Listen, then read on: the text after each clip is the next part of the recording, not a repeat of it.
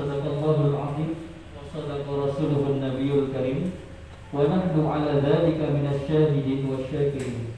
Semoga dengan lantunan kalam ilahi tadi acara kita dapat berjalan dengan lancar dan diridhai oleh Allah Subhanahu wa taala. Amin amin ya rabbal alamin. Bapak Ibu sekalian yang dirahmati oleh Allah,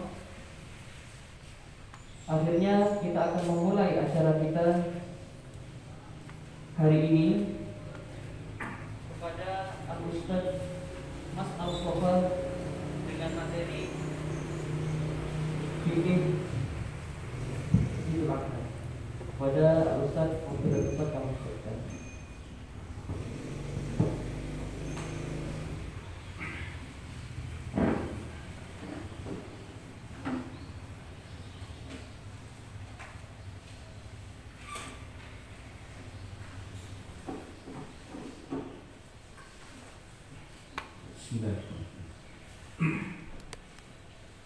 Assalamualaikum warahmatullahi wabarakatuh.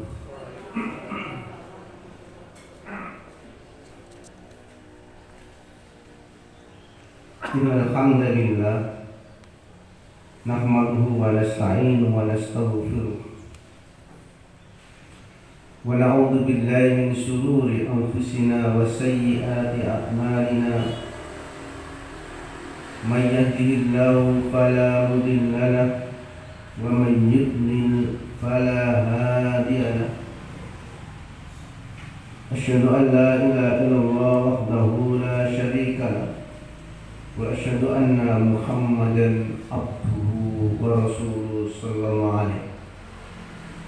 Qad ballagha ar-risalah wa adda al-amanah wa nasakha al-ummah وجاهد في الله حق جهاده حتى أتاه اليقين. وقد قال الله تعالى في القرآن الكريم: أعوذ بالله من الشيطان الرجيم. بسم الله الرحمن الرحيم.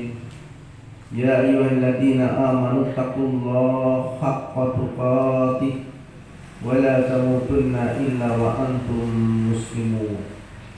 وقال أيضا في آية أخرى: لا ينال الله لحومها ولا دماؤها ولكن يناله التقوى منكم. Ila akhir ayat. Para jamaah sekalian, bapak-bapak dan ibu-ibu yang dimuliakan Allah Subhanahu wa taala.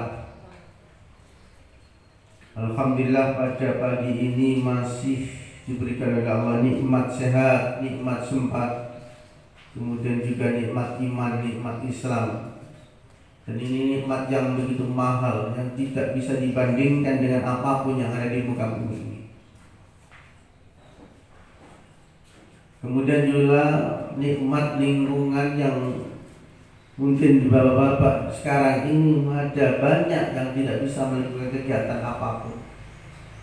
Tetapi alhamdulillah dengan izin Allah kita masih diberikan oleh Allah kesempatan untuk bisa mengawali kegiatan kajian seperti ini. Para jamaah sekalian yang dimuliakan Allah Subhanahu wa taala, sekarang ini kita kita masih dalam kondisi era new normal, gitu ya. Nah, era new normal. Insya Allah mungkin termasuk new normal, ngajinya juga new normal. Kalau kemarin jadi pesantrennya itu ada, jadi datang hari Sabtu kan, sudah 1 minggu ini, santri datang. Hari Sabtu datang langsung direpit semua. Jadi saya masuk direpit. Cuma saya nggak reaktif, kenapa saya bukan reaktif dan non reaktif. Nanti kalau saya reaktif saya nggak boleh kesini. Jadi alhamdulillah saya non reaktif semuanya. Dari santri seluruhnya. Jadi nanti tidak seluruhnya langsung datang semua. Jadi ada 2 tahap. Dan insya Allah Sabtu depan ada lagi yang datang. Tanggal 25. Nah ini tahap yang kedua. Nanti nggak seluruhnya langsung begitu. Jadi kita khawatir ya Dalam artian juga dikhawatirkan oleh orang tua. Alhamdulillah nggak ada apa-apa. Jadi yang mereka yang apakah nggak ada yang reaktif? Ada yang reaktif. Yang reaktif juga ada. Santri yang reaktif diizinkan untuk pulang dulu istirahat di rumah, nanti 2 minggu kembali lagi. Ada ustadz juga ada yang reaktif. Yang reaktif ada ustadz, ada ustadz yang reaktif ya kita suruh untuk istirahat dulu di rumah, nggak usah aktivitas di luar. Tidak ada masalah. Dan tidak ada yang diaskus kemana-mana. Kenapa? Karena pesantren hari nyoba-nyoba, lain. Alhamdulillah nggak ada yang askus. Dan ya puskesmas pun juga nggak ada masalah. Jadi kita juga bagus dengan puskesmas, terus koordinasi, nggak ada masalah. Karena biasanya kalau santri sakit mesti kita bawa ke sana, nggak ada masalah. Alhamdulillah kita bisa melaksanakannya dan alhamdulillah dengan baik. Mudah-mudahan berikutnya nanti tahap kedua juga begitu. Artinya apapun kegiatan yang kita lakukan tidak ada masalah. Nggak usah takut, nggak usah khawatir. Coba kita melihat. Sekarang ini masa seperti ini seakan-akan wahyu Allah, seakan-akan mukjizat Al-Quran, agama, seakan-akan nomor sekian. Semuanya seakan-akan usaha maksimal, akalnya, rasionalnya, usahanya seakan-akan menjadi andalan untuk bisa mencegah, untuk bisa menghadapi pandemi seperti ini. Mana ada? Ayo kita taubat nasional yuk, live streaming taubat, nggak ada. Artinya apa? Pendekatan dalam menghadapi problem seperti ini, dalam menghadapi pandemi seperti ini, pendekatan agama sama sekali tidak ada. Masjidnya ditutup. Mana pendekatan agama? Nggak ada. Semuanya seakan usaha menjadi maksimal. Protokol kesehatan di mana-mana. Wah, seakan-akan begitu ketat. Mana pendekatan agama? Akidah agama mereka buang, seakan-akan nggak butuh dengan agama. Naudzubillah min dzalik. Coba ada kisah menarik. Saya ilustrasikan kisahnya Nabi Nuh. Ini pengantar ya, nanti kalau minggu kurban kayaknya sudah banyak yang paham lah. Kalau enggak nanti kasih poin-poin garis besarnya. Dari kisah Nabi Nuh itu, Nabi Nuh punya anak namanya siapa Bapak Ibu? Kan'an. Nabi Nuh mengalami musibah yang begitu besar. Apa itu? Banjir bandang yang begitu besar. Sekarang ada beberapa tempat di luar Jawa yang banjir bandang, masya Allah, yang terus di mana-mana banjir sampai rumah penuh dengan lumpur, segini lumpurnya. Astagfirullahaladzim. Ya mudah-mudahan Allah diampuni dosanya semuanya. Dan saat itu Nabi Nuh punya anak namanya kan, kita ada peristiwa yang besar, yang mungkin lebih besar daripada corona. Banjir bandang yang begitu besar. Dengan wahyu Allah, Nabi Nuh berkata kepada Kan'an, hei anakku, nak ikut saja ya nak, ayo bersama ayah ya, kamu nanti selamat. Ayo nak bersama ayah ya. Kalau kamu nanti sendirian, kamu nanti akan celaka ya nak. Wajib bersama ayah. Irkam ma'ana, ayo naiklah bersama dengan perahunya ayah dengan beberapa jamaah yang lain. Dengan sombongnya Kan'an mengatakan, ya ayah, aku akan naik lagi di puncak gunung yang paling tinggi. Saya tidak akan tenggelam ya. Ini kan kesombongan. Dengan rasulnya, akalnya, dia seakan-akan mampu menyelesaikan banyak masalah. Akhirnya apa yang terjadi? Kan'an pun juga tenggelam, dikalahkan oleh wahyu Allah, dikayakan oleh keimanan religiusnya. Karena Nabi Nuh saat itu mengalahkan keangkuhan, kesombongan, rasionalitasnya Kan'an apakah kemudian nggak harus pakai rasul? Pakai masuk akal. Iya ya kan banjir kan. Kalau naik ke puncak gunung yang paling tinggi kan nggak aman dia. Ternyata akalnya oleh Allah dijatuhkan. usah khawatir, kita menghadapi musibah di nasional, kita menghadapi musibah di dunia ini, justru kita tinggalkan agama. Seakan-akan mendewakan akal kita, mendewakan rasionalitas kita dengan berbagai macam SOP, standar operasional, standarnya seperti apa, seakan-akan begitu. Protokolnya bagaimana? Itu ketat. Kalau menurut hitung-hitungan, Singapura, Amerika dengan kita ini jauh lebih kemprok Indonesia. Sana justru pertemuan banyak. Kalau mau kempros-kemprosan, kita yang paling Indonesia yang paling kempros. Baru ketika ini ada pandemi ini kita baru sadar. Di toko-toko, warung-warung, masjid-masjid, kajian-kajian, semuanya ada cuci tangan. Emangnya kemarin kemana? Kita memang kemarin hidupnya kempros. Baru sekarang sadar cuci tangan gimana? Padahal kalau kita menengok fikih toharoh, nah kalau di pesantren itu ada fikih toharoh.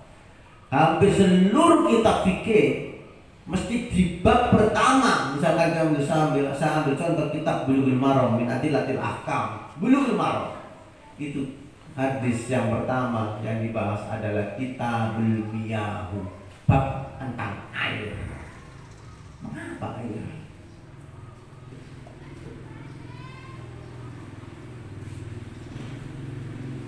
Baru kita sadar di protokolnya, coba cuci tanganmu dengan cuci tangan dengan air yang mengalir, masya Allah. Semua mana-mana. Seakan-akan Islam tidak pernah mengajarkan itu. Bahkan bukan hanya itu, ketika kita kencing la bulanna fil ma'i da'im, jangan kamu kencing di air yang tidak mengalir. Baru di saat tanya dengan surat itu ayat. Dalam kalimat yang lain, Nabi SAW mengatakan ketika bapak-bapak ibu-ibu bangun tidur malam, kemudian tangan panjenengan mau masuk ke kamar mandi, apa boleh? Nggak boleh, cuci dulu. Nah, cuci dulu tangannya, karena kamu nanti nggak tahu di aina batat yadak. Kamu nggak tahu tadi malam tanganmu bermalam di mana. Lu itu sadar cuci tangan, belum ada corona 14 abad silam. Nabi sudah menganjurkan untuk cuci tangan. Kita umat Islam yang pura-pura nggak ngerti tentang fikih toharoh. Fikih toharoh itu begitu rinci, begitu detail.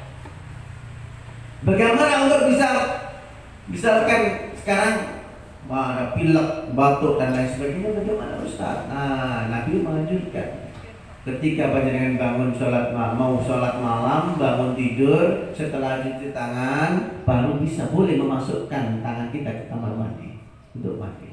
Jangan langsung masuk, wah, ini kan kita biasanya begitu. Berbeda. Ini adabnya, konsepnya dalam Islam begitu. Setelah itu apa? Yang kedua, ambil air, masukkan ke lubang hidung. Ini namanya istinsak, dikeluarkan namanya istintar. Nah, dikembuskan lagi. Dan itu dikatakan. Kenapa kata Nabi? Fa inna syaitana yabitu fi khayshimihi. Dalam lembaran riwayat yang lain, fi khiyasimihi. Sesungguhnya setan bermalam di kedua lubang hidung. Saya mikir ini setan apa kira-kira bermalam di kedua lubang hidung. Saya baca dalam sebuah kitabnya Syekh Dr. Umar Sulaiman Al-Ashqar, ulama Mesir ya. Di dalam bukunya yang berjudul Alamul Jin Wasyayatin. Di situ dijelaskan. Ternyata setan yang dimaksud oleh Nabi menurut dia ditafsirkan adalah virus, bakteri, mikroorganisme, kuman. Itu yang dimaksud oleh Nabi setan dalam hadis itu. Kalau kita membiasakan diri dengan selalu istinsak, setiap kita bangun malam mau sholat malam, nah kita istinsak, insya Allah nggak ada. Sebab yang kalau sweat, ngapunten, itu yang diambilkan dari ini. dimasukkan ke sini, tek notot, diputar, diambil lagi, kemudian balik. Itu kan sweat namanya. Nanti dimasukkan dulu, tek sampai sini, notot sini, diputar. Nah, memang diambil air lusnya. Itu sweat. Lah kalau kita sering istinsa, kita masukkan air dalam hidung, habis sudah nggak ada. Ini Islam ya. 14 abad sudah menyatakan. Karena ini pengaruh paling parah.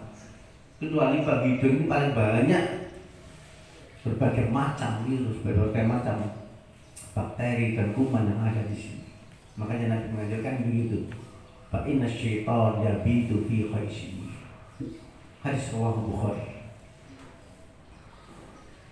Seakan-akan di dalam Islam nggak ada itu. Jadi seakan-akan semuanya protokol kesehatan dengan ketat. Pakai face shield, pakai macam-macam di mana-mana. Iya, monggo. Tapi pendekatan agama jangan dilupakan. Bagaimana Kanaan yang begitu cerdasnya, bagaimana Kanaan begitu kekuatannya, dia andalkan kekuatannya, kecerdasannya, rasionalnya, tapi oleh Allah dibungkam semua itu.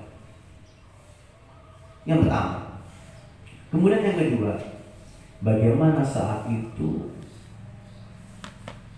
Nabi Musa alaihissalam.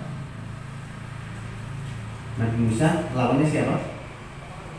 Fir'aun. Nabi Musa dengan kemampuan mukjizatnya dari Allah Subhanahu wa taala, sementara Fir'aun dengan kemampuan, dengan rasionalitasnya, dengan akalnya, kekuatannya, kekuasaannya, dia ingin menggulingkan Musa, dia ingin menangkap bahkan membunuh Musa. Bacaan itu Fir'aun begitu gagahnya, ana rabbukumul a'la, aku ini Tuhanmu. Masya Allah, dia mengaku Tuhan. Begitu kesombongannya membungkusnya, rasionalnya seakan-akan menjadi andalannya. Ternyata oleh Allah, mana yang mukjizat, apa rasionalitasnya, kekuatan Fir'aun, semuanya dihabisi oleh Allah Subhanahu. Artinya ini cara pendekatan ini nggak pernah dipakai. Wah, kita harus social distancing, kita harus physical distancing, monggo silakan. Tetapi pendekatan agama jangan ditinggalkan. Agama begitu detail, Mbak. Seakan-akan nggak pernah ada masalah. Bahkan di dalam Islam banyak kasus-kasus begitu pernah ada. Oleh karena itu, kalau di dalam bahasa hadis namanya taun, bahasa Jawa namanya pak gebluk, pak gebluk, taun. Nah, ini dulu pernah terjadi. Nah, bahasa kita, pandemi. Ya, monggo Pak. Itu ya, ini sebagai pengantar kajian pada pagi ini. Mudah-mudahan kita semua yang hadir ini oleh Allah diberikan kesehatan, diberikan keselamatan oleh Allah, dan mohon kita pada Allah semua segera pandemi COVID-19, COVID-19 ini segera diangkat oleh Allah dari bumi ini, dan seluruh bumi, seluruh dunia akan segera berakhir dan kita bisa melakukan aktivitas kembali dengan normal. Pada jamaah sekalian yang Allah Subhanahu wa taala, kita masuk pada materi kurban. Di dalam Islam istilah kurban itu nggak seberapa kenal sebenarnya. Kurban nggak kenal. Cuma istilah kurban itu bisa dikenal dulu di masa Nabi Adam. Tapi kalau istilah fikih itu kenalnya itu adalah bukan kurban tapi udhiyah. Tapi bukan kurban. Sebab kalau istilahnya udhiyah itu dalam istilahnya begini, al-udhiyatu ismun lima yudbahu minal ibil wal baqar wal ghanam yaman nakhar wa ayyamut tasrik taqarruban ila Allah taala. Jadi udhiyah untuk kurban itu biasanya adalah sebutan bagi hewan ternak yang disembelih pada hari Asyar, jadi tanggal 10 Dzulhijjah, dan pada hari Tasyrik dalam rangka mendekatkan diri kepada Allah Subhanahu wa ta'ala, baik itu bakar, gunam maupun yang lainnya. Jadi tengah masanya sebenarnya. Tapi kemudian kalau kurban, apa yang terjadi? Pernah dulu terjadi kurban itu, dengan cek di dalam surat Al-Maidah ayat 27. Itu kasusnya bagaimana saat itu penyembelihan apa? Kasusnya yang diabadikan dalam kisah Nabi Adam. Kisah dua putra Nabi Adam. Allah Subhanahu wa taala berfirman, "A'udzubillahi minasyaitonir rajim. Bismillahirrahmanirrahim. Iqarraba qurbanan fatuqbila min ahadihima wa lam taqabbal minal akhar." Ingatlah ketika itu dua putra Adam, Qabil dan Habil ini keduanya melakukan kurban. Jadi mereka melakukan aktivitas namanya kurban. Keduanya kurban. Dalam riwayat ternyata keduanya Habil dan Qabil ini berlomba. Yang Habil kurbannya dengan kambing, sementara yang Qabil kurbannya dengan sayur-sayuran kayak palawija. Akhirnya oleh Allah wala mitaqabbal, yang satu yang korbannya Habil diterima oleh Allah, yang korbannya Qabil ditolak. Ada ini. Penting di sini. Allah Subhanahu wa taala berfirman di ayat ini. Wa ma yataqabbalullahu illa al-muttaqin. Dan Allah tidak akan menerima kurban dari siapapun dari bapak-bapak kecuali kurbannya orang-orang yang bertakwa. Jadi bukan jor-joran besar-besaran. Bukan wah kok sawangan dalam si kurban tak kurban dewe aku. Tidak begitu. Kita coba kita kurbannya ini karena Allah Subhanahu wa ta'ala. Maka dalam sebuah ayat yang lain nanti la yanalullaha luhumuha wala dima'uha walakin yanaluhu taqwa. Persis sama. Yang sampai kepada Allah nanti adalah bukan darah daging kurban kalian, tapi yang sampai kepada Allah adalah ketakwaan. Takwa minkum wa ma taqabbalullahu minal muttaqin. Jadi Allah tidak akan pernah menerima kecuali kurbannya orang-orang yang bertakwa. Makanya kalau begitu para jamaah sekalian yang Allah Subhanahu wa ta'ala, intinya kurban itu adalah ketakwaan. Kalau sudah ketakwaan, maka ukurannya adalah jangan cuma hanya kembali kepada andalannya rasionalitas. Ayo kita kembali kepada Allah Subhanahu wa ta'ala. Ini yang pertama. Kemudian yang kedua, surat Ali Imran ayat 183. Ini yang kemudian terkenal dengan dulu tentang kurban bakaran yang dilakukan oleh golongan kebohongan karena atas kebohongan Yahudi. Dulu itu orang Yahudi habis perang zaman dulu sebelum Nabi. Jadi kalau sudah habis perang, hasilnya rampasan perang itu nggak boleh dinikmati, nggak boleh. Jadi habis rampasan perang bagaimana? Dikumpulkan di lapangan. Saya dapat emas sebesar 1 kilo, udah harus taruh di lapangan. Jadi semua ghanimah rampasan perang nggak boleh dibawa pulang. Akhirnya ada yang coba untuk mentet. Banyak sekarang itu bang. Wah, saya ambil A1 untuk konangan, ditaruh di rumah. Emas, sekarang emas mahal. Masya Allah. Nah, saat itu dia ada yang bawa, ditunggu-tunggu. Loh, mana kok api yang dari langit itu gak datang membakar langsung menghabiskan. Pasti diantara kalian ada yang bohong. Ayo coba keluarkan siapa di antara kalian yang menyimpan harta rampasan perang. Ternyata betul. Wah, ada yang menyimpan emas sebesar kepala kerbau. Ayo keluarkan semuanya. Masya Allah. Jadi berkahnya bumi zaman dulu itu luar biasa. Sekarang ini mulai ditarik oleh Allah, dicabut oleh Allah berkahnya pelan-pelan.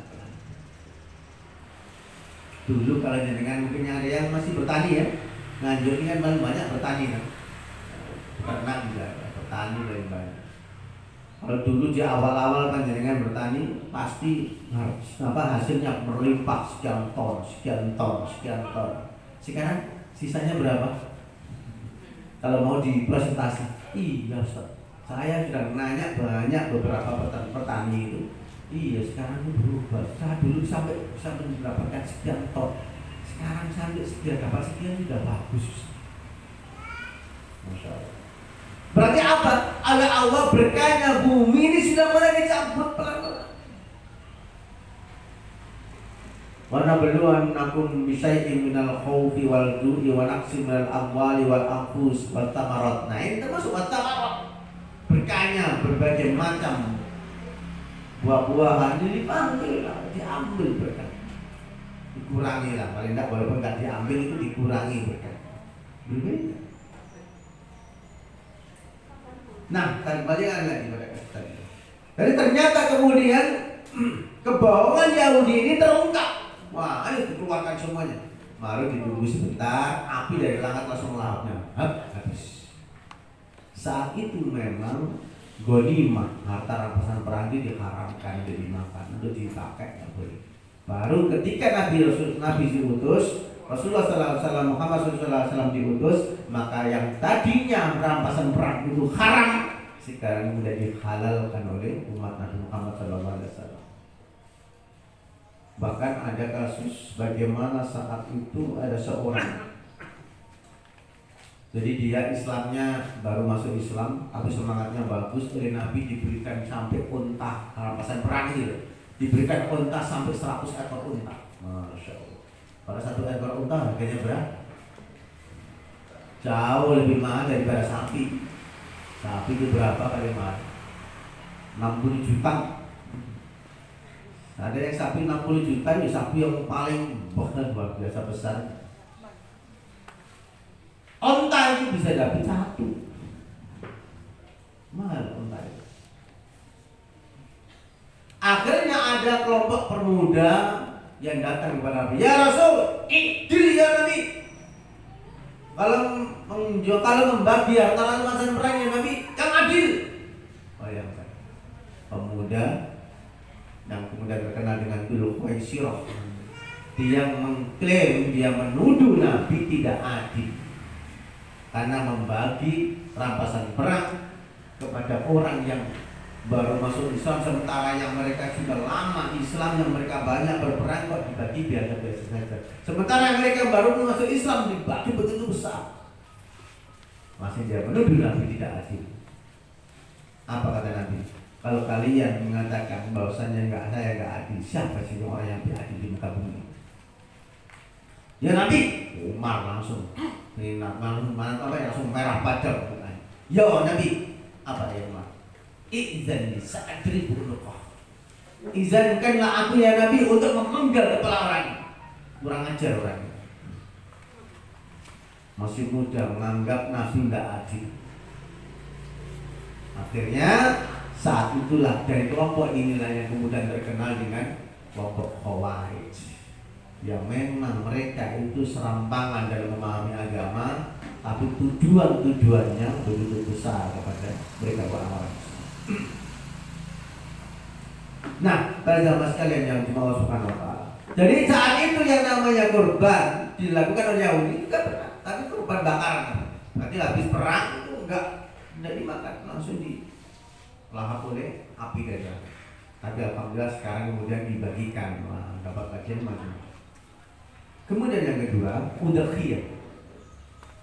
Udhiyah itu terkenal oleh para ulama mengatakan ismul lima yudbahu fi ayyamin nahr liqurbati lillahi ta'ala. Jadi sebagai nama bagi hewan yang disembelih pada yaumul nahr dengan tujuan adalah untuk mendekatkan diri kepada Allah Subhanahu wa ta'ala. Para jamaah sekalian yang dimuliakan Allah Subhanahu wa ta'ala, coba perhatikan ayat ini. Kita lihat surat Al-Kautsar ayat yang pertama dan yang kedua. A'udzubillahi minasyaitonir rajim. Bismillahirrahmanirrahim. Disyariatkannya kurban. Inna a'tainaka kautsar. Fasalli li rabbika wanhar. Inna syani'aka huwal abtar.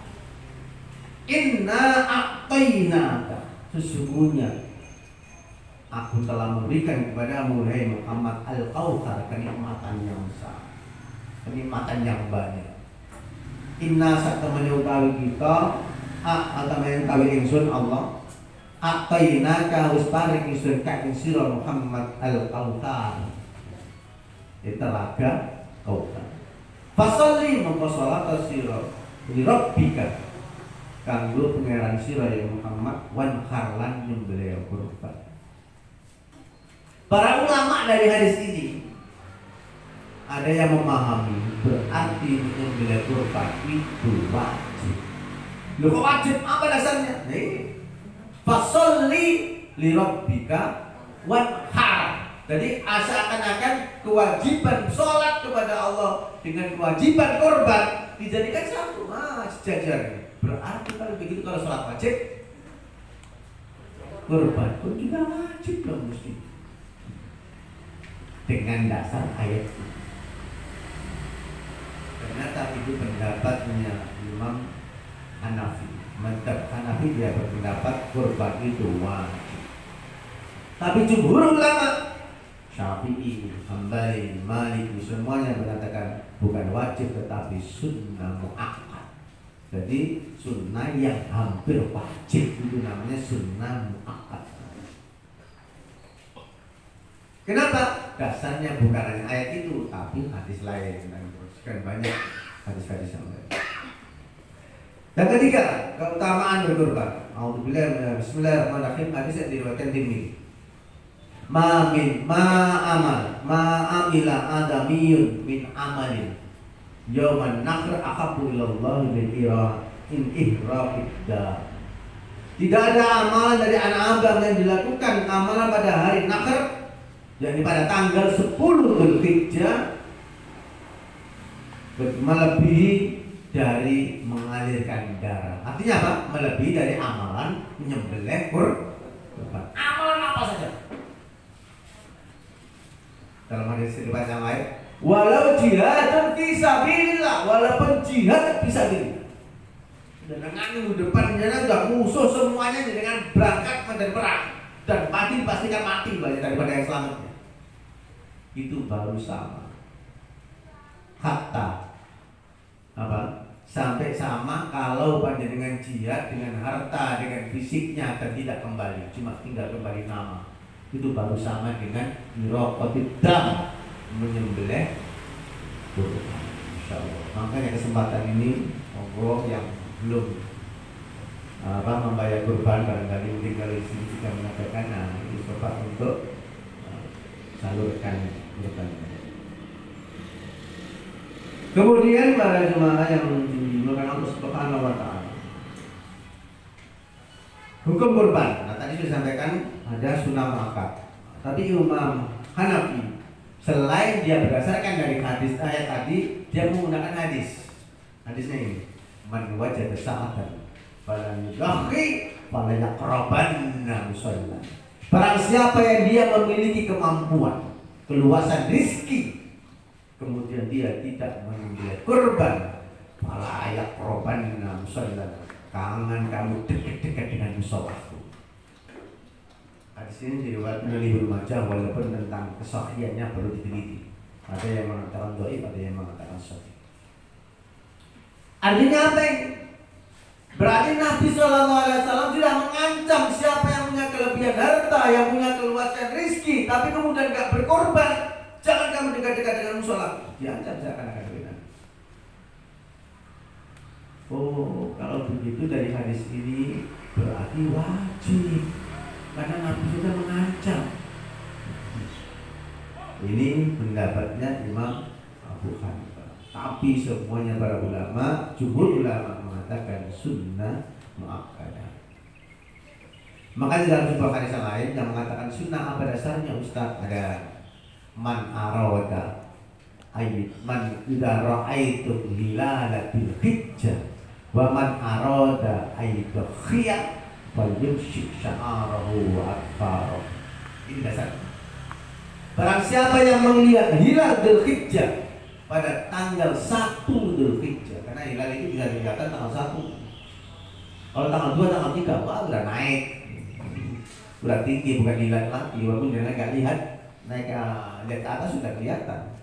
Tapi tanggal 1 Dzulhijjah, maka siapa yang mau untuk melakukan kurban, nah di sini kata man aroda, siapa yang mau, berarti bukan wajib.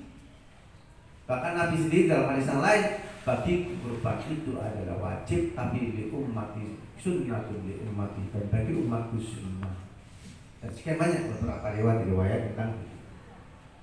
Pada zaman sekalian yang dimau Allah Subhanahu wa taala, cuma kalau fadilahnya walaupun sunnah muakkadah, tapi fadilahnya begitu besar yang Allah berikan kepada kita. Coba kita melihat jenis hewan apa yang kita kurban. Boleh tidak ya kurban kerbau? Ada yang mengatakan boleh. Kita melihat surat Al-Hajj ayat 34. Monggo yang punya Al-Quran dibuka. A'udzu billahi minasyaitonir rajim. Wa likulli ummatin ja'alna mansakan liyadhkuru ismallahi 'ala ma razaqahum min bahimatil an'am. Walikulli ummatin lan iku kedue saben-saben umat ja'alna dadekake ingsun mansakan sebagai hari untuk apa? Berkurban. Lihat kurus Allah agar mereka ingat dengan nama Allah, menyebut nama Allah, ma razaqahum, dengan apa yang Allah berikan kepada rezeki kepada mereka. Apa berupa apa? Min bahimatil an'am, yaitu berupa binatang ternak. Jadi yang boleh disembelih itu adalah apa? Bahimatul an'am. Ustaz, bahimatul an'am itu di mana disebutkan? Apa saja ya rinciannya? Coba dicek di dalam surat Al-An'am ayat 142. Dan 140 sampai 144. Al-An'am 142 sampai 144. Di situ dirinci apa saja yang boleh dikurbankan. Minal an'am itu apa saja? Bahimatul an'am. Minad dhani wal ma'izi. Ya kan? Nah, di situ dijelaskan minad dhani domba, biri-biri, wal ma'iz kambing kacang, kambing gunung dan lain sebagainya. Kemudian wal baqar, nah, sapi, kemudian unta. Nah, ini yang dimaksud dengan bahimatul an'am. Kambing biri-biri, kambing kacang atau kambing gunung, kemudian baqar, sapi, kemudian unta. Baik itu jantan maupun betina gak ada masalah. Kadang-kadang gini kita ini kalau kurban kayaknya kalau nggak jantan nggak bagus. Tak apa, Ustaz, apa mau betina dikurbankan? Nggak apa-apa. Padahal betina itu secara harga jauh lebih murah. Dan ada betina yang besar juga. Kalau kan betina kayak apa ya, kurang gagah, mau sekurban Ustaz ya, nilakan. Nah, itu kan perasaan saja. Tapi secara hukum boleh. Saya pernah menyembelih kurban itu di Gondang. Tahu Gondang? Jadi Gondang, daerah Gondang ada dusun namanya Widegan. Ada mas ada. Ada Widegan itu di sana. Itu pas kami awal-awal menyembelih kurban di sana itu sapinya betina. Besar. Harganya pas nggak sampai berapa saat itu kami 16 juta ya, saat itu masih 16 juta. Besar. Betina itu. Nggak apa-apa kamu. Alhamdulillah kakinya ya turah-turah besar banyak. Sementara kalau jantan ya jauh di atas itu semua. Artinya betina jantan tidak ada masalah. Yang jadi masalah adalah nanti ada larangan-larangan, yang penting nggak cacat. Nah itu Pak. Kemudian kalau cacat nggak boleh. Atau kemungkinan buta matanya. Nah itu juga enggak boleh. Nah, ternyata bahimatul an'am ditafsirkan, dijelaskan oleh Allah sendiri di dalam Al-Quran itu apa? Ya itu tadi surat Al-An'am dengan ayat 142 sampai 144. Kerbau masuk? Tidak masuk. Dan itu yang paling banyak dan mudah untuk dijumpai. Ya Ustaz, ada di daerah kampung mana gitu ya, di daerah mungkin suku apa gitu, kerbau tok isinya. Sapi nggak ada, gimana? Dicarikan ya, saya yakin ada. Maksudnya rumahnya berternak kerbau saja. Tapi saya yakin pasti ada. Dan itu yang daging yang mudah dijumpai. Ketentuan jumlah dulu begini zamannya. Fa'an Jabir qala nahanna ma'an Nabi sallallahu alaihi wasallam bil Hudaybiyah al-budnatun an sab'atin wal baqarah an sab'ah. Ini namanya kurban kolektif. Dari dulu pernah kami menyembelih bersama Nabi sallallahu alaihi wasallam di Hudaybiyah dengan onta atas nama 7 orang. Jadi satu onta 7 orang kolektif. Kemudian sapi juga 7 orang. Hadis riwayat Muslim dan Tirmidzi. Nah, ini hadis ini namanya apa? Kurban kolektif. Boleh. Kemarin begini, ada kasus di tempat saya di pondok. Sudah 7 orang sudah beres. 1 orang dengan mereka buronnya sekitar 3,5. 3,5 kalau kali 7 berapa? 25 ya. 25, 24 lah, agak lumayan besar sapi. Ternyata begini, Ustaz tidak ada uang lagi. Kita tambahkan aja ke 7 orang itu ya, biar nanti dapat sapinya lebih besar lagi. Gak boleh katanya. Itu namanya bukan kolektif. Nah, sisanya milik siapa ya? Kolektif itu 7. Kecuali beda begini, 7 orang kita kumpulkan, 7 orang ingin menambah ini karena ingin sapinya biar lebih besar. 1 orang 5 juta, 1 orang 5 juta misalkan. 7 35 juta. Wah, sapinya sembarangan istimewa ya. Boleh, tapi 7 orang jangan kemudian ditambahkan di situ biar tujuannya dapat sapi lebih besar. Itu namanya bukan kolektif. Itu tambahan urunan. Kita sampaikan dan masih berdebatan. Saya sampaikan juga jamaah. Dan itu kalau yang 7 orang, mending sudah 7 orang, jadi sudah 7 orang. Kalau ini yang lebih besar, lo cari. Beda dengan begini. Misalnya ingin satu keluarga sapi satu saja, gimana Ustaz? Boleh? Boleh, nggak bagus itu.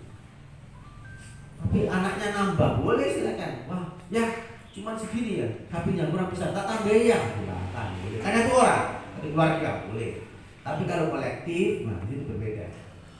Nah itu ya, nanti teknis mawon, karena memang ini kan muamalah ya, kurban itu termasuk muamalah. Tapi ada ketentuan-ketentuannya, mana yang bilang. Jadi begini Bapak, dalam sebuah ibadah, dalam kaidah fikih itu al-aslu bil ibadah haram. Asalnya ibadah apapun itu haram. Kata yadillu ala ta'ala sehingga ada dalil yang memerintahkan.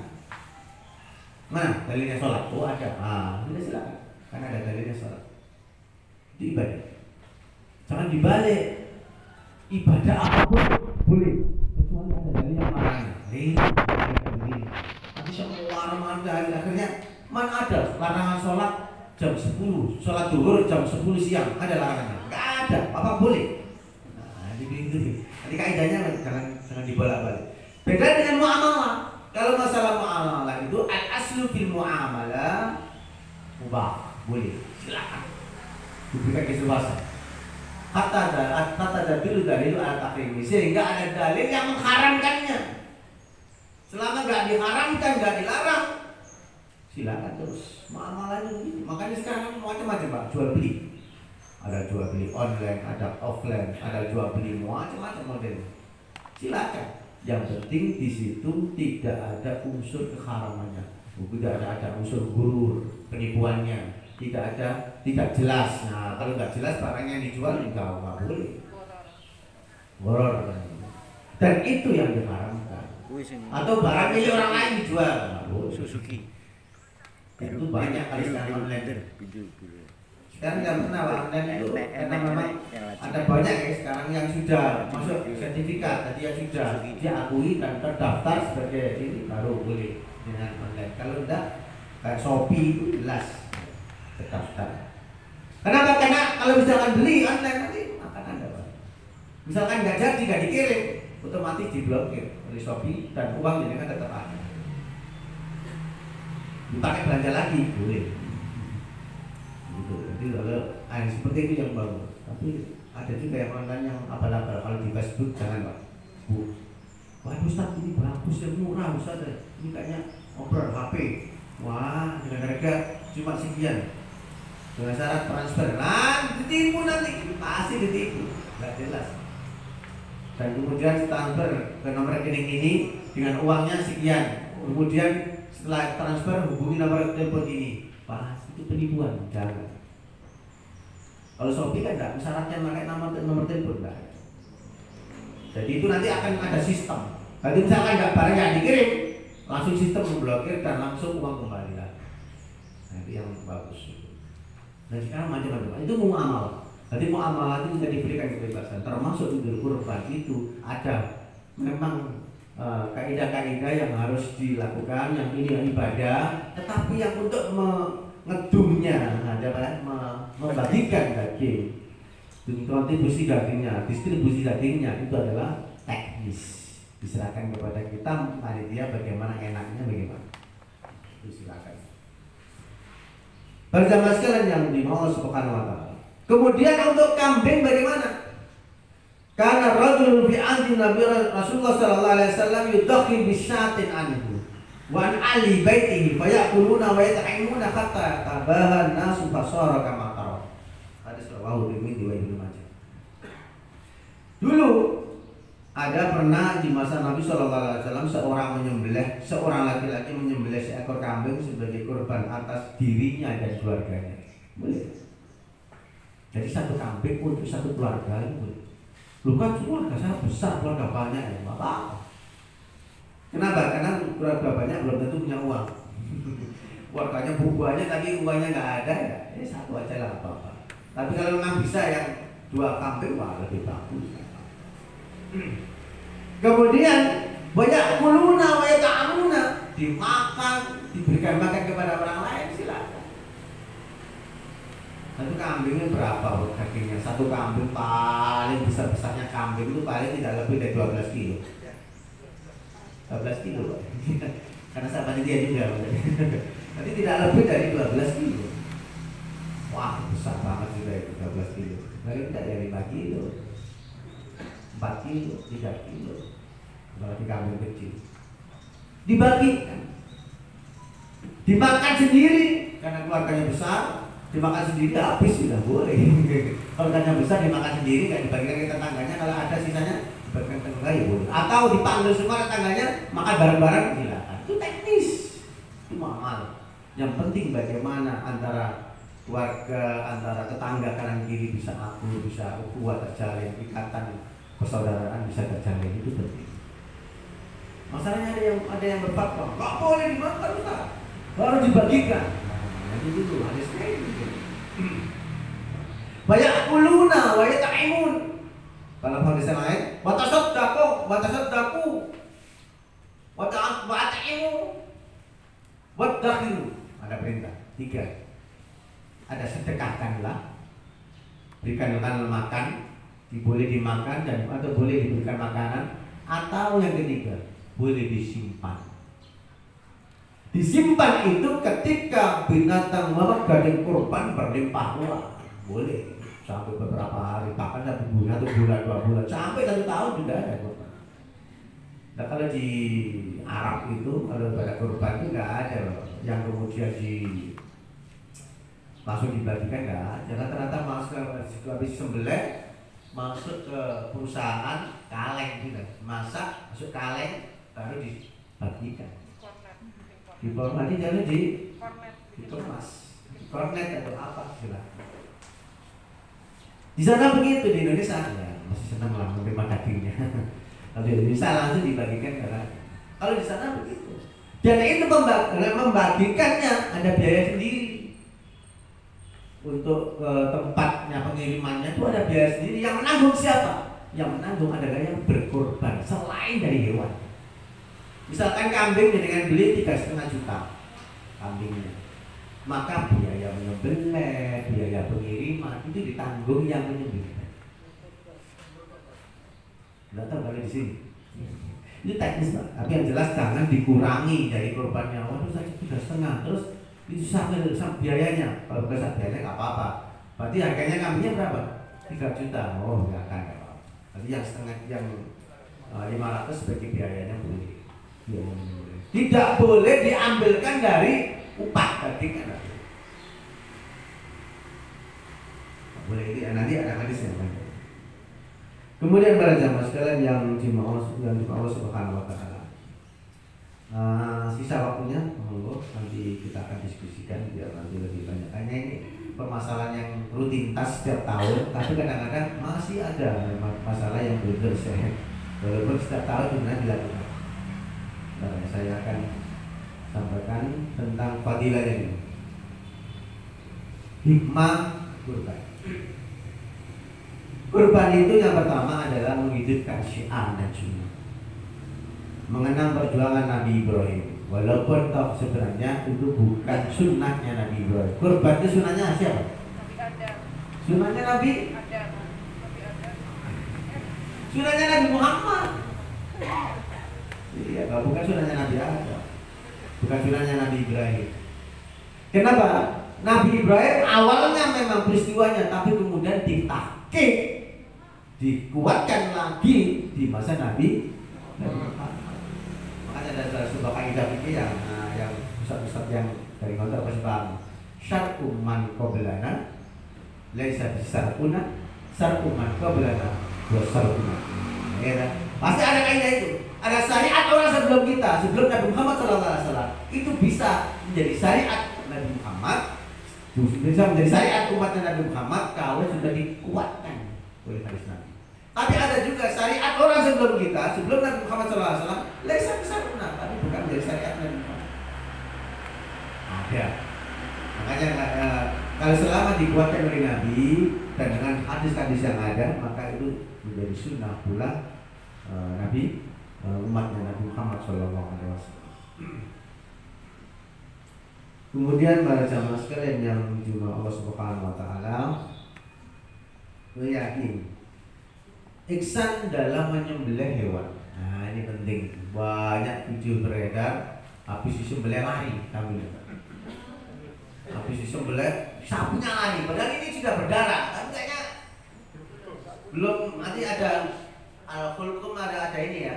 Ada tenggorokan, kemudian urat kanan kiri leher ini harus putus. Kalau nggak putus dia masih kuat berdiri, walaupun darahnya muncul. Dia bisa masih berdiri kemana-mana. Makanya itu Pak menyembelih pun maunya ada yang kemarin sempat beredar dari yang masuk ke saya. Menyembelihnya cuma 1 kali. Ya apa-apa Pak. Selalu 1 urat kanan kiri terputus, kemudian pisaunya betul-betul tajam. Nah, masalah. Tapi di Indonesia ini pisau saat tajam paling tidak 3 kali atau 2 kali.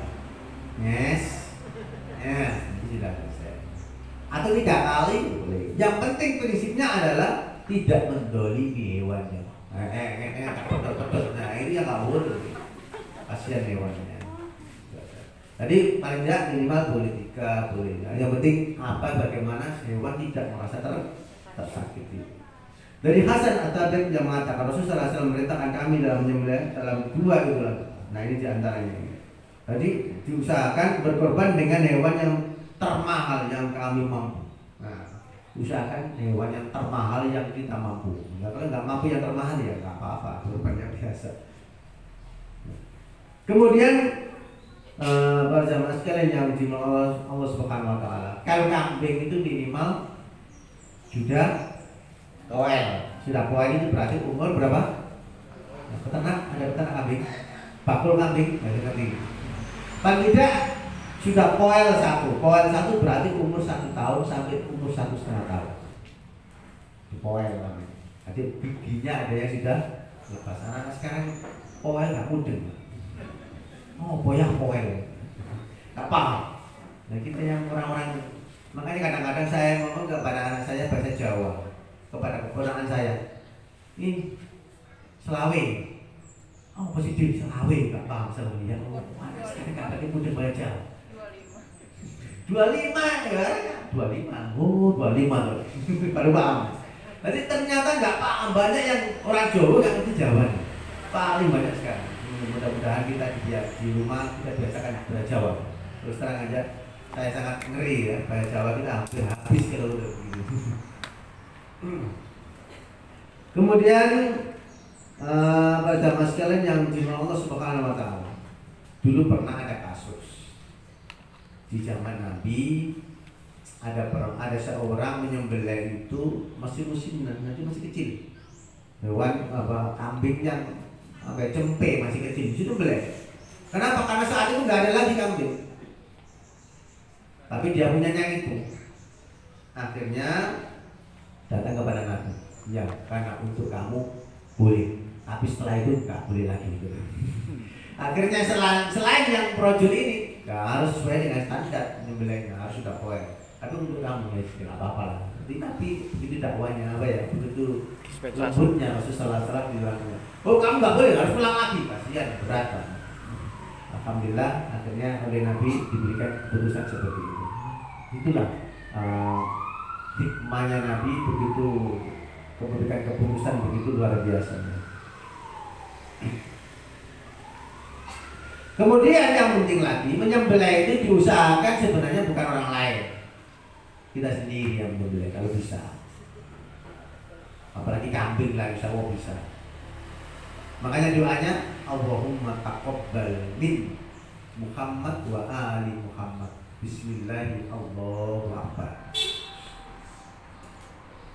Jadi saat menyembelih itu membaca Bismillahi Allahu Akbar. Jangan begini, Allahu Akbar, Allahu Akbar, la ilaha illallah, Allahu Akbar, Allahu Akbar, walillahil hamd. Terus Nenek dalili api-api. Yang ada dalilnya kata Nabi, basammi wa kabbir, baca Bismillah dan bertakbir. Tapi sudah umum Ustaz. Ya, enggak umum kan begitu baik. Jadi rata-rata membaca tapi semuanya Allahu Akbar, Allahu Akbar. Begitu rata-rata. Rata-rata.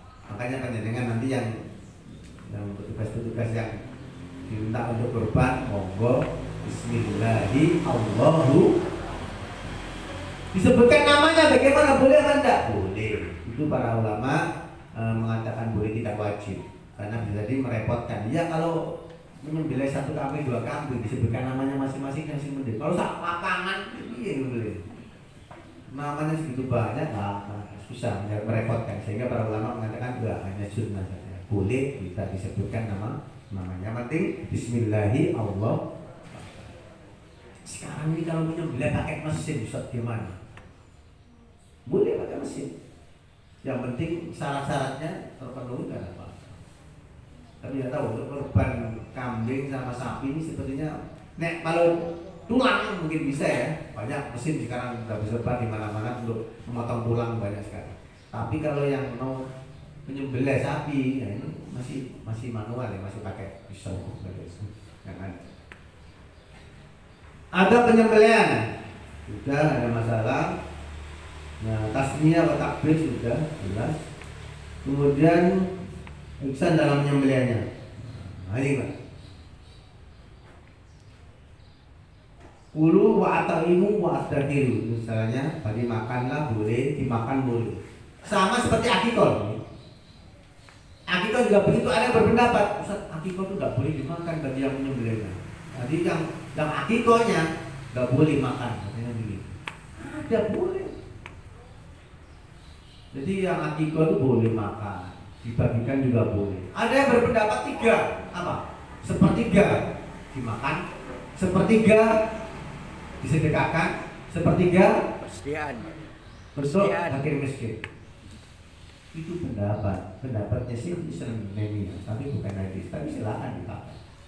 Sudah pakai boleh. Makanya tadi saya sampaikan ini muamalah, teknis pendistribusian adalah teknis sekali, dan itu diserahkan kepada kita bagaimana enaknya ya bagaimana. Makanya, karena itu nggak ada aturan yang tegas kan. Yang nggak boleh itu, nah ini menjual ini, caranya itu ada. Tapi kalau secara teknisnya membagikannya, nah kita sendirian kalau teknis. Kemudian para jamaah sekalian yang jumlah Allah Subhanahu Wa Taala, hal-hal yang terkait dengan daging kurban ini penting. Daging kurban boleh tidak dijual? Nah ini masalah ya. Kalau misalkan orang miskin banget, dia uang nggak punya, dapatnya cuma daging, akhirnya dagingnya dijual, boleh nggak? Beda ya, beda. Kalau misalkan ada orang miskin dapatnya daging, masalah dapat daging 1 kilo, nah kemana dia? Saya nggak punya uang, nah saya jual separuh, kalau seperti itu. Tapi yang nggak boleh itu daging kurban jelas belum dibagi dijual. Nah, ini kulit daging kurban tidak boleh dijual, kulitnya tidak boleh dijual. Apa perintah Nabi? Tasaddaqu, sedekahkan.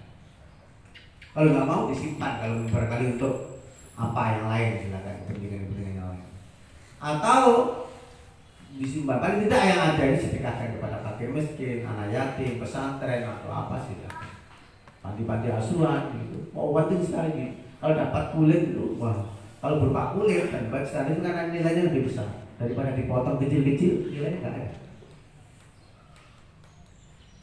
Itu perintahnya dari Nabi, sedekahkan. Ustaz, saya jualkan dulu Ustaz. Terus hasil uangnya saya serahkan kepada mereka fakir miskin. Berarti jenengan sudah ada akad satu lagi. Berarti sudah ada akad satu lagi. Monggo, tapi dengan syarat ada persetujuan jenengannya dikasih. Bu, jenengan dapat ini deh, jenengan karena termasuk juga yang dapat kulit.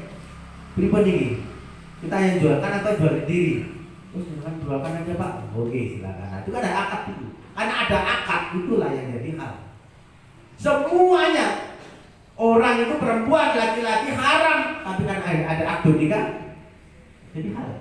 Jadi akad ini penting, karena ini merubah status halal haram. Ada buku menarik, judulnya itu Al-Uqud, sampai 2 jilid. Kita membahas tentang akad saja, itu sampai 2 jilid. Tadi pentingnya akad itu luar biasa. Oleh karena itu, kalau bicara mengambil yang lain. Kemudian berikutnya yang ketiga, memberikan korban kepada non muslim, boleh nggak? Boleh. Wah, ini orang tak kasihkannya korbannya biar orang kali tertarik dengan muslim, dengan kita Islam, kita syiarnya, boleh. Nah, mungkin itu teknis mau. Kemudian yang pertama, amalannya sunnah-sunnahnya selama 10 hari di bulan Ramadan, di bulan Dzulhijjah itu apa saja? Tanggal 1 sampai tanggal 10 Dzulhijjah. Nah, ini banyak perbedaan. Mulai di sinilah tempat. Kenapa kok berbeda? Karena banyak tersebar hadis palsu, karena banyak tersebar hadis dhaif yang ada di masyarakat. Nah, itu dia muncul. Satu ya, ini yang hadis yang sahih. Ma min ayyamin amalu shalih fiha ahabbu ila Allah min hadhil ayyam. Hadhil ayyam. Tadi bukan 1 hari, beberapa hari. Para ulama mengatakan berarti mulai tanggal 1 sampai tanggal 9 Dzulhijjah. Amalan luar biasa. Yakni ayyamul asar. Jadi tanggal 1 sampai tanggal 10. Puncaknya kurban. Qalu, ya Rasulullah, wala jihadun fisabilillah. Walaupun jihad fisabilillah ya Rasulullah, apa tidak bisa mengalahkan 10 hari itu? Qala Nabi sallallahu alaihi wasallam, wala jihadun fisabilillah. Walaupun jihad fisabilillah tidak masih lebih baik melakukan amal soleh di tanggal 1 sampai tanggal 10 Dzulhijjah. Illa, nah ini kecuali yang sama dengan itu. Apa? Rajulun kharaja bi nafsihi wa malihi wa lam yarji min dzalika bi syai'. Kecuali seorang yang datang, jadi orang yang keluar dengan dirinya dan hartanya untuk sabilillah dan kemudian enggak pulang. Pulang cuma tinggal nama, maka itu baru sama seperti melakukan ibadah tanggal 1 sampai tanggal 10 Dzulhijjah. Masya Allah, luar biasa. Akhirnya ada yang berpuasa terus menerus 1, 2, 3, 4 sampai tanggal 9 puasa terus. Ada yang puasa Senin Kamis di dalam, ada puasa Daud, macam-macam. Amalan-amalan yang dilakukan pada tanggal itu. Cuman apa yang dilakukan Nabi saat itu? Nah ini. Jadi Nabi itu puasa fi yaumit tasik pada tanggal 9 Dzulhijjah. Namanya puasa apa? Arafah. Puasa Arafah. Saat itu orang sedang wukuf di Arafah. Allah ini dilakukan. Yang ini yang sunnah yang luar biasa. Yang puasa tarwiyah bagaimana Ustaz? Ada hadisnya puasa tarwiyah. Namun saya hadisnya masih tidak dipakai untuk sebagai hujjah, tidak boleh digunakan sebagai hujjah karena sangat lemah. Yang tarwiyah nanti kita bahas.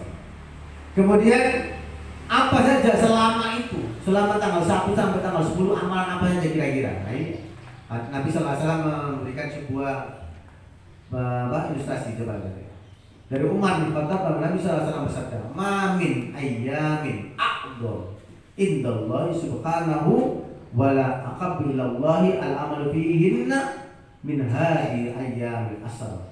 Fa'akfir, maka perbanyak kali kalian pada 10 hari itu tanggal 1 sampai tanggal 10 apa itu? Fa'akfiru fihinna minat tahlil.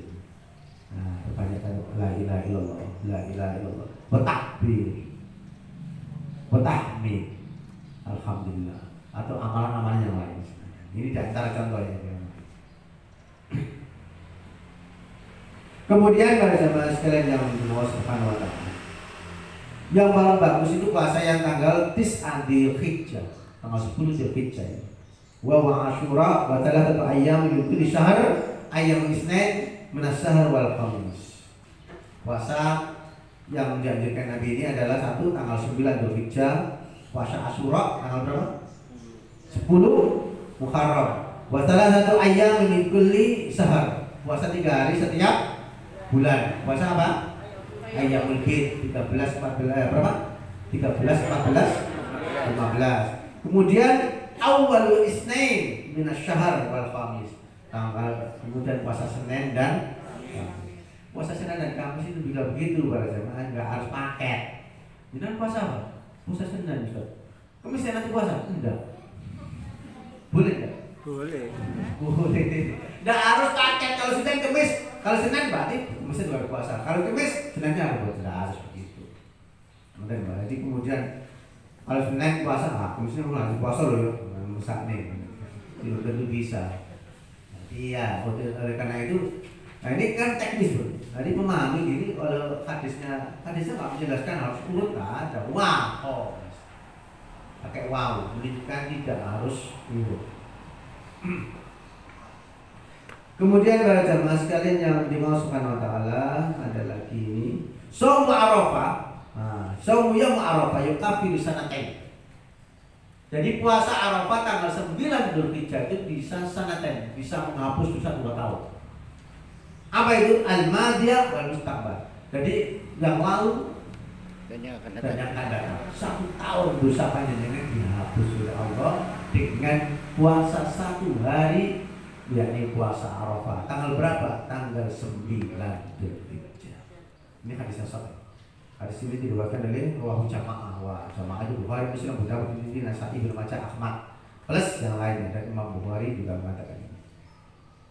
Kalau kecuali Imam Bukhari berarti Muslim, Abu Dawud, Tirmidzi, Nasa'i, Ibnu Majah, Ahmad dan beberapa hadis yang lain.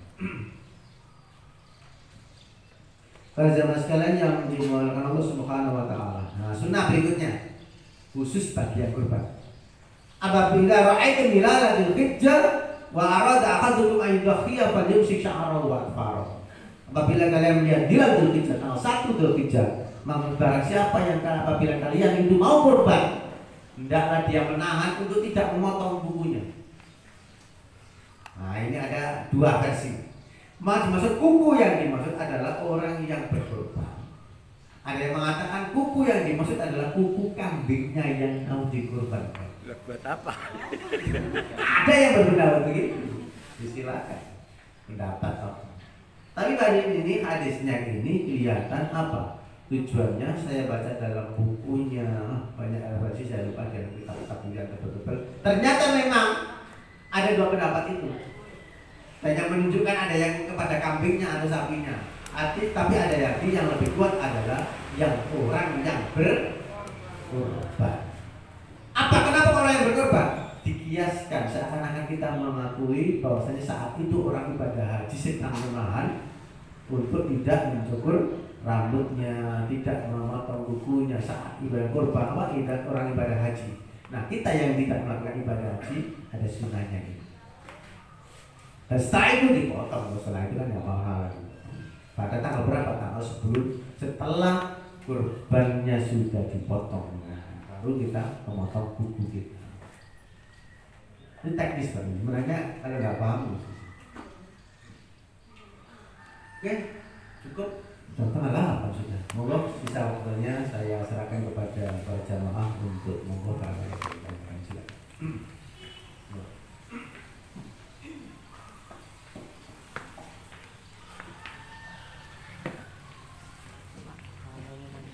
Bukan mobil Avanza lampunya hidup. Ini teknis ya, paling banyak yang untuk Bali paling banyak teknisnya. Ya. Monggo silakan. Sebelumnya mohon mobil Avanza hitam itu lampunya hidup, nanti nggak bisa start. Ya, Ustaz, saya mau tanya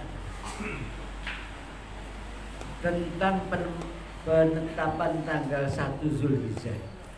Itu sidang isbatnya tanggal 1 atau tanggal 9. Masalahnya itu nanti kaitannya sangat dengan puasa Arafah. Puasa Arafah sering juga terjadi di Mekah, sudah puasa, sudah ke Arafah, kita belum tanggalnya, ada juga terjadi begitu. Jadi bagaimana kita harus menyikapinya? Demikian, terima kasih. Assalamualaikum warahmatullahi wabarakatuh. Waalaikumsalam warahmatullahi wabarakatuh. Ini yang kasus yang sering muncul di masyarakat. Yang pertama, untuk hisab ru'yat itu, ru'yat dan hisab itu adalah kapan? Yang namanya hisab dan ru'yat itu baru bisa dihitung pada tanggal sebelum tanggal 1. Kalau sudah tanggal 2, 3, 4 sudah tinggi, ya sudah nggak bisa dihitung lagi. Artinya karena ketika sudah mulai kapan munculnya hilal, nah itu makanya hadisnya idza ra'aitum hilal. Hilal muncul di tanggal 1 sebelum tanggal 1 itu ya. Besoknya baru tanggal 1. Berarti sebelum tanggal 1 harus sudah di hilal, ru'yat hilal. Baik ru'yat nanti ru'yat bil qalbi maupun ru'yat bil aini. Nanti gitu ya.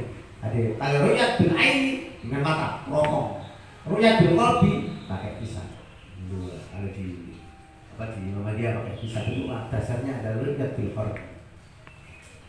Nah kemudian yang kedua, kalau perbedaan gimana Ustaz, kadang di Saudi sudah hari kita belum, atau di sini juga karena belum. Nah bagaimana? Yang menjadi patokan adalah bukan dari Mekah atau Madinah, tapi yang menjadi patokan adalah ru'yat hilal masing-masing negara. Saya kayaknya punya ada satu tulisan itu. Pernah ada yang mengatakan ada sebuah hadis saat itu diumumkan ketika wali Mekah gitu. Ada hadis itu, saya nggak tahu. Tadi ketika diumumkan maka seluruh dunia harus mengikuti hari raya, karena saat itu seakan-akan Mekah menjadi patokan. Tapi saya yang saat itu yang mengatakan wali Mekah itu adalah bukan orang sahabat dan dia tabi'in. Tuh, maka hadisnya begitu. Yang kedua, rawi hadisnya pun masih diperselisihkan. Artinya hadis itu masih belum bisa dipakai hujjah untuk menetapkan hukumnya tentang status ru'yat. Kemudian ada yang mengatakan karena masing-masing negara beda-beda. Ada kasus lagi. Saat itu ada namanya seorang sahabat namanya Abu Bakar, Abdullah bin Abbas, Bakar itu siapa gitu? Sahabat lain. Saat itu diutus oleh Nabi di awal Ramadan. Di akhir Ramadan dia diutusin dari Madinah ke Syam. Kalau sekarang Syria. Syria dan Madinah itu nggak jauh ya jaraknya. Ternyata di Syria itu sudah hari raya dan itu diumumkan oleh pemimpinnya, oleh kepala negaranya, gubernurnya saat itu. Kemudian dia pulang ke Mekah, pulang ke Madinah. Sampai di mana? Di Madinah dulu. Kok situ belum hari raya? Hadis orang Muslim. Ternyata apa ya? Ibnu Abbas loh, kenapa kalau nggak dihargai sekarang? Iya, kita kan belum lihat hilal. Saat itu hilalnya dilihat hari Kamis belum kelihatan. Yang sana di Syria sudah kelihatan, yang sini belum. Akhirnya apa kata utusan dari Nabi? Loh, ya Ibnu Abbas, apa nggak cukup ru'yatnya yang di Syam itu dipakai juga di Madinah? Apa kata Ibnu Abbas? Lah, tidak. Hakada. Sampai ke Rasulullah SAW kata Ibnu Abbas. Begitulah aku pernah dengan Nabi SAW. Artinya ru'yat itu masing-masing tempat. Hadis rawahu Muslim. Hadis ini sahih. Nah berarti kalau begitu perbedaan ya wajar Bapak Ibu. Yang namanya perbedaan tempat itu wajar. Karena dia sudah melihat sini sudah belum melihat itu wajar. Cuma kalau memang Saudi itu bukan hanya kalau yang pakai patokan nggak bisa. Pernah terjadi namanya Haji Akbar. Haji Akbar itu tanggal berapa? Apa ketentuan Haji Akbar? Kalau wukuf terjadi hari Jumat itu pada Haji Akbar. Untuk kesempatan luar biasa oleh pemerintah Saudi. Dihindari. Nah akhirnya karena memang momen ini penting dirubah, digeser. Itu pernah terjadi. Kritik nggak bisa-bisa oleh ulama Indonesia saat ini. Itu Saudi. Jadi makanya sekarang ini bisa dipakai potongan mana ya potongannya? Itu terjadi betul. Dan yang ngomong informasi seperti ini adalah yang alumni Madinah. Tapi saya cuma nyambung aja. Jadi yang dia alumni Madinah dia sudah lama di sana, akhirnya dia tahu. Oh, peristiwa. Dan pernah juga mendapatkan dikritik oleh ulama-ulama Indonesia juga. Makanya yang di sana itu pemerintah, Pak. Nah, ulama-ulamanya insya Allah bagus lah. Itu pemerintahnya kadang-kadang yang begitu. Nah, itu sih. Mungkin itu yang jawabnya mau. Jadi besok itu sudah ditetapkan menurut hisab sebagai tanggal 1 Zulhijjah, betul? Besok? Ya. Hari Senin. Kalau memang besok mulai tanggal 1 Zulhijjah, kalau sudah ditetapkan, berarti mulai besok panjenengan sudah siap-siap untuk puasa amal soleh yang luar biasa. Bisa melakukan misalkan puasa Senin Kamis silakan. Kalau memang besok, kalau memang besok. Saya belum melihat ngecek Bapak. Nanti kalau memang sudah membuat dicek di tanggalan atau apa hasilnya kan sekarang Mbak Google banyak nanti coba di yang situs resmi dari Muhammadiyah atau mungkin dari Faksul Masalah di nanti di NU membuat dicek seperti apa hasilnya bisa itu. Nah ternyata kalau memang tanggal 1, nah udah berarti mau besok melakukan amal yaitu diantaranya menahan kukunya untuk tidak potong dulu sampai nanti tanggal 10 cukup Bapak? Tanggal Zulhijjah. Tanggal Hijriah. Assalamualaikum warahmatullahi wabarakatuh. Kita sudah menerapkan semua daging dan kulit tidak boleh dijual. Ini sudah tahun yang lalu, jamaah saya memotong sapi 16 sapi, Masya Allah. Akhirnya ulangnya dijual, diberikan kambing lagi. Dan seperti itu bagaimana? Betul, inilah kasus baru. Akhirnya kalau dijual kulitnya diberikan kambing lagi, saya nggak tahu kambing itu milik siapa, statusnya bagaimana, nggak jelas. Itu namanya sebenarnya kita oleh Nabi diberikan transaksi yang mudah. Wis sedekahkan, udah beres. Bahwa diapa, nambah dijual itu urusan dia. Kita ini oleh Nabi diberitakan untuk apa? Sedekahkan, mudah banget Pak. Jangan jual, nanti kemudian dibelikan lagi, Masya Allah, itu ribet banget. Mohon maaf, ini ibadah. Kalau mau bisnis-bisnisan, bagian tukang jagal atau mereka yang biasanya mencari pengepul kulit, wah luar biasa. Kelawar dengan harga tinggi dan macam-macam, kita gini-gini. Padahal ada kata sudah disedekahkan, sebenarnya Islam Nabi tidak memberikan mempersulit kita karena gak usah transaksi banyak lagi. Sudah sedekahkan kita loh. Dan jangan kalau buat dijual, diberikan kambing lagi, nanti saya tahu. Pertanyaan saya, kambing itu statusnya apa? Padahal Nabi tadi sudah mengatakan kalau misalkan sunnahnya menyembelih itu Allah taqabbal min Muhammad wa ali Muhammad. Lah kalau itu Allah taqabbal min jamaah ya ada hadis. Makanya tadi kalau sudah terjadi ya mau sudah apa-apa. Insyaallah mudah-mudahan diampuni oleh Allah dan insyaallah dengan niat yang karena Allah insyaallah diterima kurban kita. Kita khawatir kenapa? Karena kurbannya ada dua status, Pak. Bisa ditolak oleh Allah dan bisa diterima oleh Allah. Kita jangan sampai karena ini jor-joran kemudian dengan strategi yang apa akhirnya ditolak, justru malah ditolak oleh Allah. Makanya takut Allah apa? Taqabbalullahu minal muttaqin. Jadi Allah hanya menerima kurban dari hamba yang bertakwa. Coba tunduknya hati kita dengan Allah, akal kita dengan Allah itu jauh lebih afdal daripada ingin hanya mengikuti nafsu. Enak aja Pak ya gitu. Wis ditukokno sapi malu ditukokno iku maneh iso. Lah sapinya kalau buah kulitnya kalau buahnya dibelikan kabel lagi lumayan ini misalnya. Itu kan akal kita, Pak. Tetapi bagaimana sunnahnya justru tidak berkenan seperti itu. Assalamualaikum warahmatullahi wabarakatuh. Waalaikumsalam. Mengukur kondisi kesehatan tubuh Dapat dulu. Tidak bermaksud. Sangat benar. biasa mengukur kondisi kedaruratan suatu keadaan sehingga bisa memaklumkan fikih atau syariat. Misalkan dalam kita kaitan dengan COVID begitu saja. Itu kan di sebagian masjid itu ada yang karena kaitannya dengan SOP kemudian jaraknya direndahkan. Kemudian kaitannya dengan kurban, itu ada saya dengar di media itu karena kebutuhan untuk membantu kurban COVID itu kemudian bagaimana kalau hasil kurban itu kemudian digunakan untuk mengatasi COVID. Sejauh mana kemudian kondisi kedaruratan itu bisa memberikan syariat itu. Terima kasih. Assalamualaikum warahmatullahi wabarakatuh. Waalaikumsalam. Mungkin menambahkan itu yang dimaksud dalam setiap kali sholat berjamaah lurus dan rapatkan soft.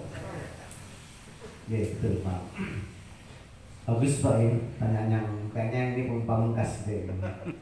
Jadi begini, dalam kaidah fikih itu ada kaidah ini. Ad-daruratu tubihul mahdhurat. Darurat itu menjadi alasan dibolehkannya yang diharamkan. Kaidah asal. Tapi harus paham juga. Ada kaidah lain itu masalah darurat. Apa? Ad-daruratu yuqaddiru biqadariha. Darurat itu ada kadarnya. Gak semua alasan darurat. Bukan mesti darurat Ustaz. Akhirnya akhirnya membolehkan segala hal dengan alasan darurat. Padahal darurat itu ada kadar ukurannya. Nah, sekarang kita kembalikan dengan kasus COVID. Apakah Indonesia itu masuk darurat sebagaimana yang dimaksudkan dalam kaidah darurat itu? Betul kajian. Kalau saya menetapkan nanti saya jadi ulama. Artinya paling tidak kita melihat tidak sampai seperti itulah. Jangan seperti yang di Wuhan, jangan seperti sampai di Amerika yang orang bergelimpangan mati, orang keluar rumah langsung mendadak mati, orang keluar rumah langsung mendadak mati. Nah itu baru darurat yang menjadi dimaksudkan oleh kadar. Tapi kita juga ngapa-ngapain, banyak orang sholat di masjid juga banyak nggak boleh, sementara di mana-mana di pos-pos kamling malah seenaknya sendiri orang rugi. Saya mau berangkat ke sholat tarawih, wow, kalau penuh. Masya Allah di musola malah nggak boleh, ditutup. Astagfirullah, saya bikin, yang maru-maru diapakan? diobrak gitu. Malah gitu. Apa ya? Ada ketimpangan lah ya. Bahasa saya menolak, di batin saya menolak. Ini gimana ya? Itu kebetulan ada yang musola yang tetap melakukan sholat tarawih. Alhamdulillah yang sampai hari raya dia tetap melakukan tarawih. Alhamdulillah enggak ada masalah. Artinya berarti masuk darurat apa tidak? Berarti darurat itu dikembalikan ke tempat daerah masing-masing. Bisa jadi di Jakarta sana mungkin ada yang keluar rumah langsung parah begitu, bisa jadi kalau ada. Ada kemudian di Amerika sampai sekian banyak yang meninggal dunia, kan itu sudah luar biasa. Indonesia ini mudah-mudahanlah kita, makanya kalau saya sampaikan itu tetap kita kalau dalam pandangan saya tetap dalam artian darurat yang dimaksud dengan kadar, yang dimaksud dengan kaidah itu masih belum. Sementara kalau misalkan ada yang mengatakan, wah itu sudah darurat, bahkan sampai PP Muhammadiyah pun mengatakan darurat, ya silakan. Tapi selama namanya darurat itu begitu, Pak. Saya kalau nggak makan mati. Berarti nggak makan mati. Kemudian kalau saya makan baru saya hidup. Nah kira-kira itu darurat. Akhirnya saya boleh cari makanan apa saja yang bisa makan, yang untuk sekedar mengganjal perut saya. Itu namanya darurat. Darurat. Masih gak apa masih kemana-mana bisa loh. Nah itu kan perlu dikaji lagi. Jadi saya juga tidak paling tidak monggo kita pakai apa ya, kita tarik pertimbangan akal dalam hal ini, dalam hal daruratnya silakan dikembalikan kepada hasil survei atau mungkin penelitian silakan. Tapi selama nggak sampai seperti itu ya daruratnya masih belum sebagaimana kamu yubikul makburat, sebagaimana yang dibolehkannya untuk melakukan yang haram termasuk sholat. Ini hebatnya kita ini pemerintah luar biasa. Sampai sholat pun diatur. Bukan saya mengkritik, tapi memang ini wilayah fikih, Pak. Ini masuk wilayah fikih. Dan fikih itu sudah dirinci.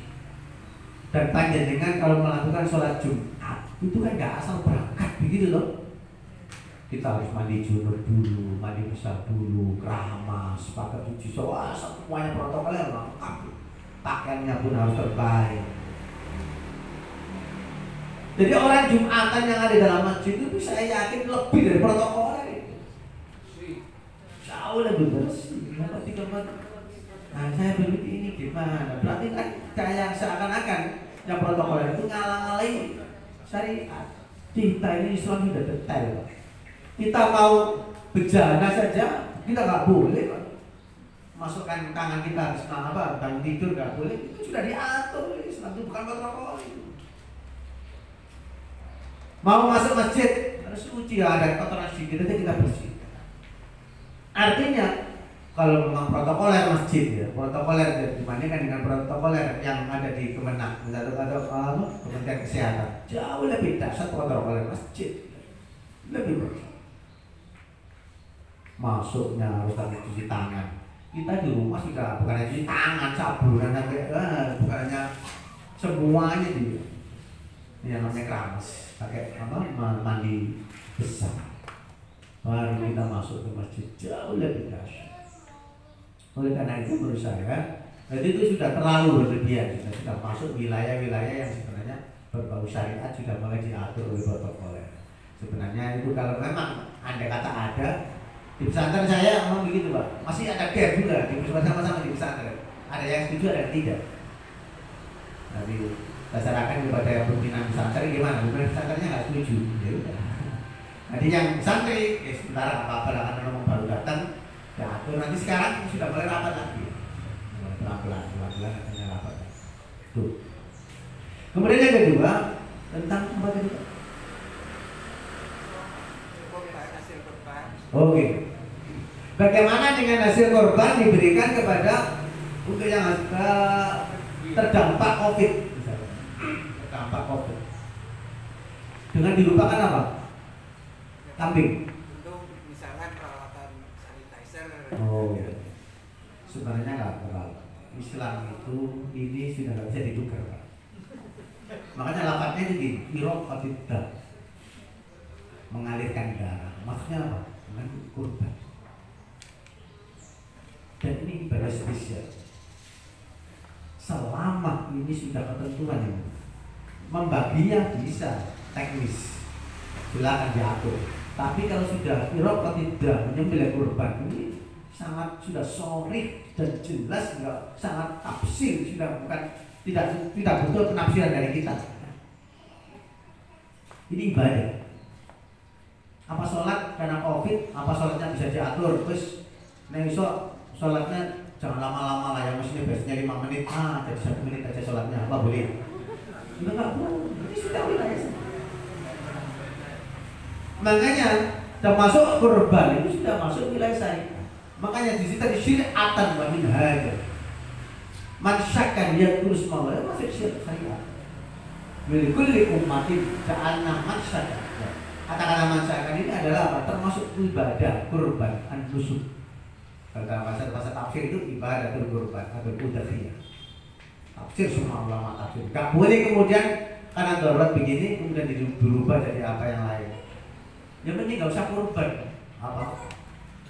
Iya, gak usah kurban. Tapi kalau sudah kurban, niat kurban tapi kemudian dilupakan yang sanitizer, nah kan nggak boleh. Kalau yang dikorban, mau boleh kurban saja. Mungkin akan berkurang. Misalnya sapinya 16 jadi 10, tapi kan sudah ada jenis kurbannya tetap ada. Itu kan. Jadi hemat saya, karena itu sudah masuk wilayah syariat, maka dan kita daruratnya pun juga belum sampai pada darurat yang sampai membolehkan yang haram. Insya Allah kan nggak sampai ke sana darurat yang kita terjadi di Indonesia ini. Dan sekarang ini saya lihat yang sembuh dengan hasil yang positif dan yang sembuh di Jawa Timur khususnya selama 5 hari ini sudah berturut-turut. Jadi yang sembuh jauh lebih banyak daripada yang positif. Dari yang sembuh sekitar 7.300-400an, 7.400an. Sementara yang positif itu 7.100 berapa? Berarti kan lebih besar yang sembuh sih. Untuk Jawa Timur ya. Berarti alhamdulillah sudah 5 hari ini sudah mulai bagus. Kenapa? Karena kita pendekatannya adalah pendekatan agama. Alhamdulillah gubernur kita itu pendekatannya pesantren kan. Pendekatan agama. Pendekatannya mau ada rasional, insya Allah justru tidak akan menyelesaikan masalah Allah. Karena ini penyakit itu termasuk dari Allah. Apalagi virus itu kan makhluk. Makanya tadi ya bidu fi khayshimihi fa inna syaitan. Nah, di setan itu termasuk virus. Virus itu termasuk setan dalam hadis. Dan setan itu bisa tunduk dengan doa. Makanya setiap pagi sore kita doa Allahumma bismillahirrahmanirrahim asmisyallahu wa lafis sama'ina wa samilali. Dan itu ibadah pagi itu.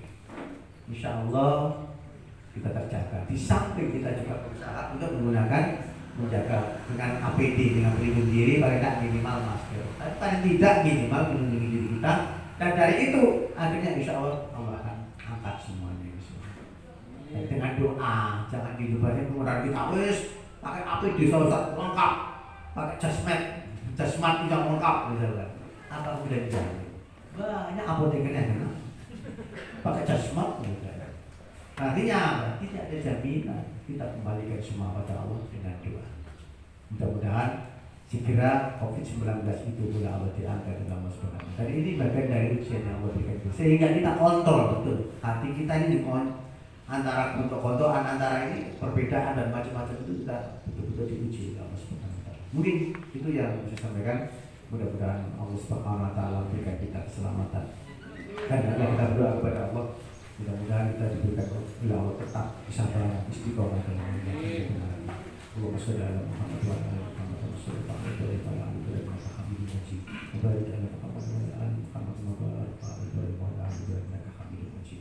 Allahumma ighfir lil muslimina wal muslimat wal mu'minina wal mu'minat al ahya'i minhum wal amwat. Rabbana la tuzigh qulubana ba'da idh hadaytana wa hab lana min ladunka rahmah innaka antal wahhab. Ya muqallibal qulub, tsabbit qulubana ala dinika ya Allah. Ya musarrifal qulub, sarrif qulubana ala ta'atika ya Allah. اللهم أعز الإسلام والمسلمين وأذل الشرك والمشركين ودمر أعداء وانصر المؤمنين اللهم أقم علينا الجهاد واقم على الشرك والفساد ومن الدنيا والآخرة وإلى الجميع اللهم ادفع عنا ربا ووبا وزنا وزلازل وانفع من شرور الفتن ما ظهر منها وما بطن عن بلدنا هذا خاصة وعن سائر بلاد المسلمين آمين يا رب العالمين ربنا ظلمنا أنفسنا فإن لم تغفر لنا وترحمنا ربنا هب لنا من أزواجنا وذرياتنا قرة أعين واجعلنا للمتقين إماما واجعلنا للمتقين إماما ربنا آتنا في الدنيا حسنة وفي الآخرة حسنة وقنا عذاب النار الحمد لله رب العالمين. Akhirnya kita akan membaca al-Fatihah makhluk subhanallahi wa bihamdihi asyhadu an la ilaha illa anta astaghfiruka wa atubu ilaik. Aku berkata astagfirullah wa atubu ilaik. Kurang lebihnya maaf. Assalamualaikum warahmatullahi wabarakatuh.